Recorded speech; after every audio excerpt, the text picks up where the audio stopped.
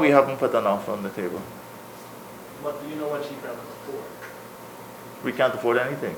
Nothing at all. Nothing at all. By the end of this year, our deficit would be about $2.6 billion. That was Chief Executive Officer of the Guyana Power and Light, Bharat Dindyal.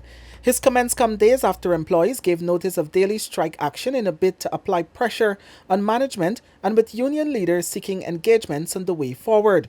Dindyal said the two sides are exploring a 3-year collective labor agreement, but that is still being discussed. The unions are aware that coming to the end of the year, we start discussions with them on the CLAs. We've been trying, I think, for the last 3 years to discuss a multiple-year collective labor agreement.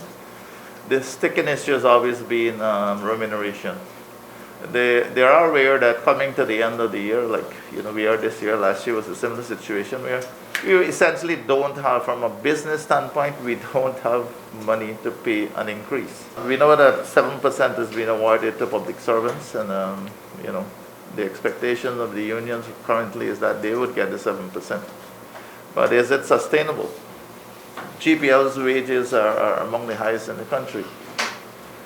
And so that has to be discussed. The CEO said GPL was dealing with millions in losses due largely to electricity theft, and with its current state of deficit averaging at $2.6 billion and debts, it certainly did not have the funds.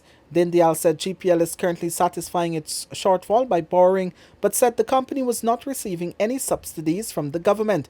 It was only in May 2021 that GPL paid a 5% salary increase for 2020, in keeping with an agreement reached with the workers' representative body, the National Association of Agricultural, Commercial and Industrial Employees, NACI. The increase amounted to some $200 million. According to that agreement, the 5% is regarded as a full and final settlement of all claims for increases in remuneration for the year 2020. Then, the two sides had agreed to urgently consider the proposals for a revised collective labor agreement for the period 2021 to 2023. At a March 22, 2021 meeting, the union had asked GPL to pay the workers 7% for 2021 and 9% for 2022. For the newsroom, Kurt Campbell.